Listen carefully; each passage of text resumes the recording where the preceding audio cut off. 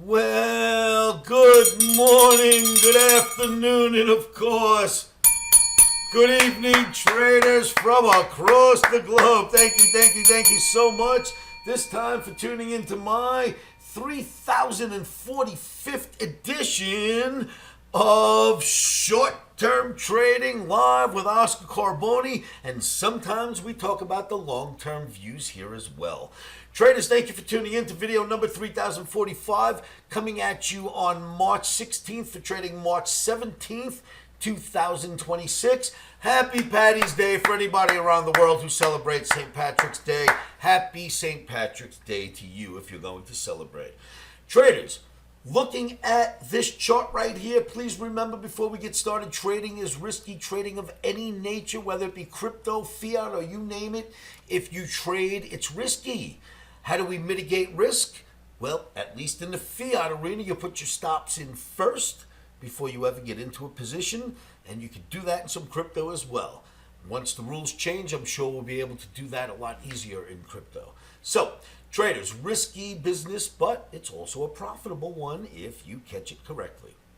For trading on March 17th, St. Paddy's Day, what do we have? Well, oddly enough, the Omni goes neutral. And here's what's interesting about the Omni, calling for a neutral. Don't buy, don't sell.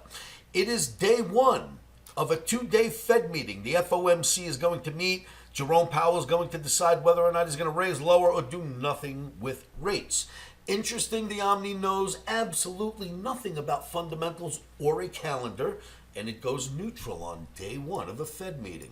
I find that interesting because one's got nothing to do with the other. I find that easy for me because now I don't have to find a great trade. So, you're looking at a chart of NASDAQ. We call this chart masterpiece. It's been used for years and years on end with my Omniacs. In my videos, this chart gets debuted whenever it needs to be shown. And in the last few weeks, I've been showing you that I have stumbled upon a 40-week cycle. And in that 40-week cycle, NASDAQ comes down, hits the green average, and then goes back up. This was a 40-week cycle. This was a 40-week cycle. This was a 40-week cycle. Two before them were 40-week cycles. Now, they weren't exactly 40 weeks. I labeled them 40 weeks. Some of them were 39 weeks. Some were 41 weeks. On average, about 40 weeks. So I showed that to you, and I said, look, we're already in week 42. We're 2 weeks late as of Friday that just passed. We are 2 weeks late. The market should hold here. That should be the bottom. Is the bottom in? Now, I can't tell markets how to behave. I can only react and help you with your reactions once the market does its movement, right? I can't tell it what to do. I can only react inside the volatility. But I can tell you what I'm looking at, and I've been showing this to you for 2 weeks while everyone's screaming about the downside, the big crash coming. I've been showing you that we've got a 40-week cycle, and until it stops working, bottom is likely in. Can we have little pushbacks and little backfills? Yes, but unless this area, let me blow it up for you, unless this area somehow gets taken out, we're not going down anymore. We're starting to go up, at least for now. If that area does not get taken out, then the 40-week cycle has repeated once again, and we start heading for more upside. One of the things I wanted to show you, the next thing is on chart 4. Now, many of my Omniacs are going to remember this chart because, boy, it was really useful in 2024 to 2025. This is a NASDAQ monthly chart. I know many of you have seen this. We call this a testament to the power of technical analysis. Why? Because I showed this to my Omniacs in 2024. In November, on November 30th of 2024, we had this chart sitting right here. In fact, let me see if I can find something. Yes, I've got it. We had this chart sitting right here. There were no bars past this, right? Nothing existed past this bar. And I came up with a piece of analysis that scared me to crap.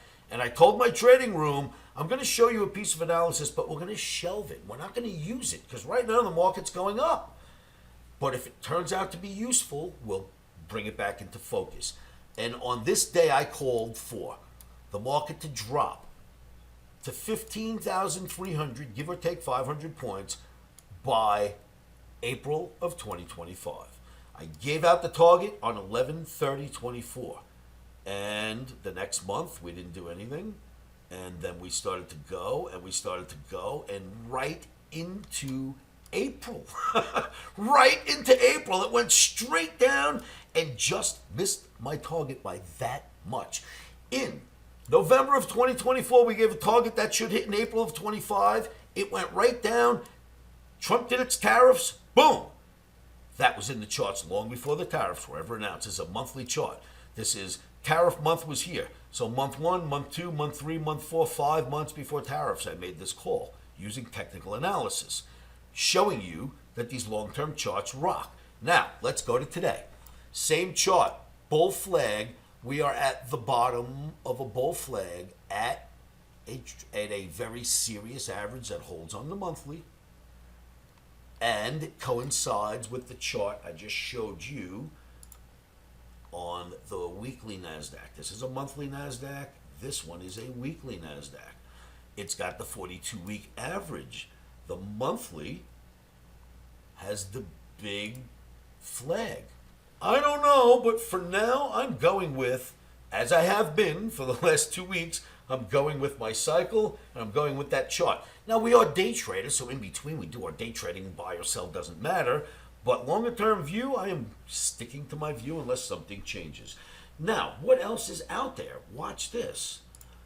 We're going to go to crude oil. Now, crude oil, this is an Oscarism known as a swing day. It's not the swing day you'd read about in books. It's an Oscarism style swing day.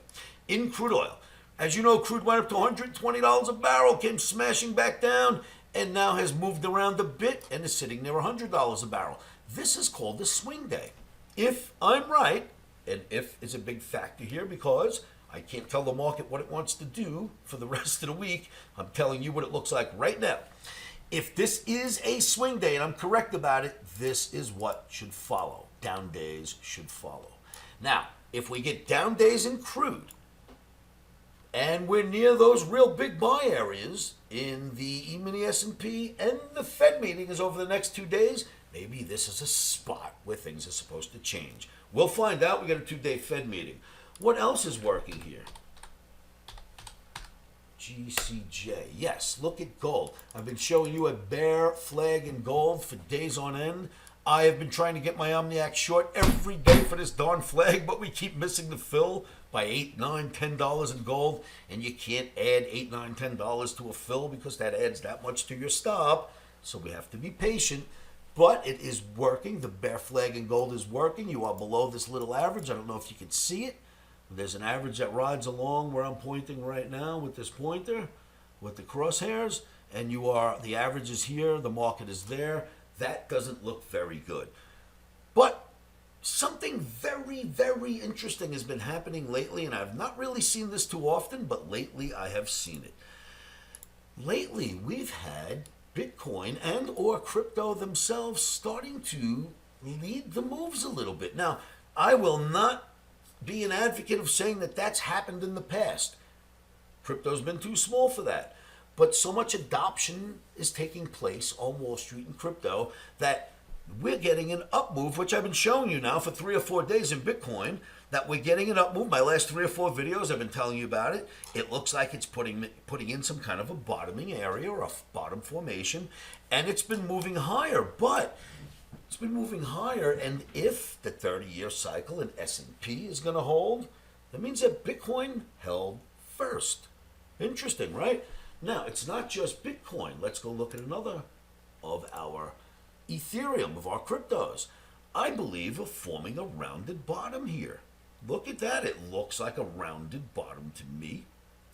See this average? You're also above the average now.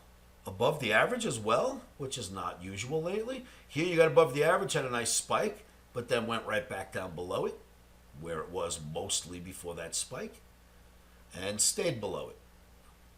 Now we're getting above it. Interesting. And the rounded bottom is interesting. Now let's go look at another of our cryptos.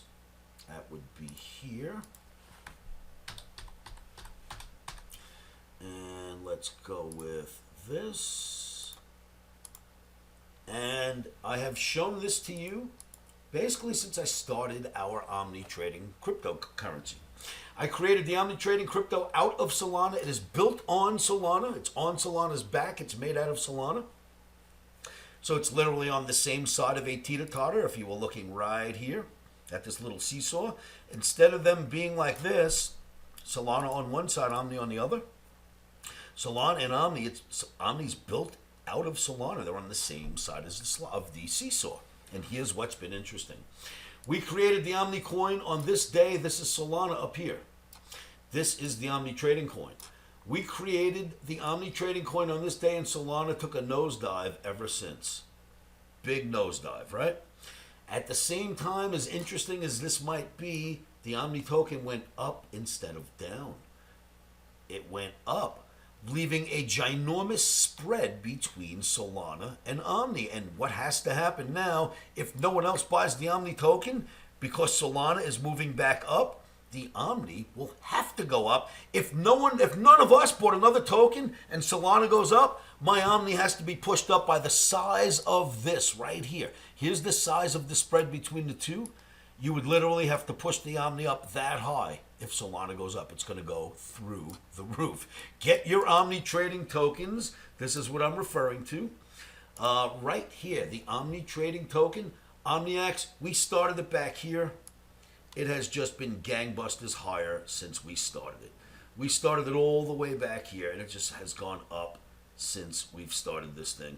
Now it's in a wonderful channel, rallying out. Another view of the Omni trading token right here. Here you can see the flags. Bull flag into a bull flag, into a bull flag, into a bull flag, into a channel, into a pennant flag, breakout, into another bull flag, breakout, test of support, and rallying higher. You couldn't ask for better look to a chart than that if I paid to create one. It is a wonderful chart. Why? You OmniX around the world are making this happen. Congratulations, OmniX. Please keep doing what you're doing. When someone comes out and sells, do what I do. Come in and buy more for yourselves. You cannot short the Omni token. You can only exit what you've owned. When people exit what they've owned and it pushes it down, come in and buy a few. Us OmniX around the world all do the same, and it helps keeps the coin moving in the proper direction, and it's organic, which is all we want. No bots have ever been hired. No shenanigans have ever taken place. This is true organic growth in a community that is worldwide. Congratulations, OmniX. You are just killing it. Keep doing what you're doing.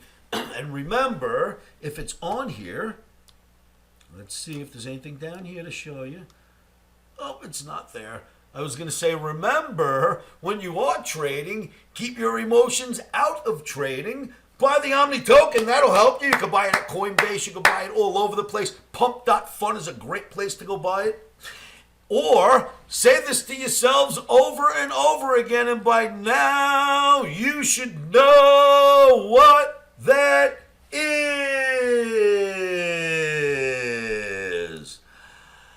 Stop sorting.